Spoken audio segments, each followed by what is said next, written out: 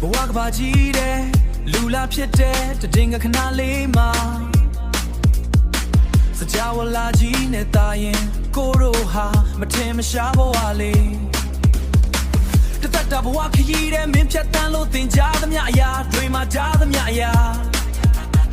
တွေမှာဒုက္ခနဲ့တွေ့ရင်ရင်ဆိုင်ဖို့အတွက်ရင်ဆိုင်ထွက်အင်အားများပါစေတွေမှာဒုက္ခနဲ့တွေ့ရင်ရင်ဆိုင်ဖို့အတွက်အင်အားများပါစေဟိုမှာကြည်စမ်းခွဲပန်းပွင့်လေးတွေဝင်းကြွားလာပါနေညောငယ်ချင်းရောက်တော့ပင်များနာကချွေကိုတို့ဟာပင်မင်းလည်းမဝင်းကြွားရမှာမလွဲကိုသာရင်သွားရပါစေကိုမရှိတော့တဲ့ကဘာထဲမှာမင်းဟာချန်ခဲ့သွားရပါစေကိုမရှိတော့တဲ့ကဘာထဲမှာမင်းဟာချန်ခဲ့သွားရပါစေ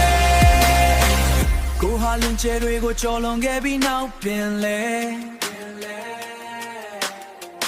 ကိုဖြတ်ပြန်လို့သမုတ်တရားတဲ့ညီချမ်းတွေစိုးမုံနိုင်ကိုတိုးမီတော့တောင်ပန်တွေကစုပ်ဖွားချက်ခေါင်းငုံငုံကလွဲတောင်ပန်တိုးရှိုးရတယ်မလုပ်ပါနဲ့လို့ကဘာမြေကြီး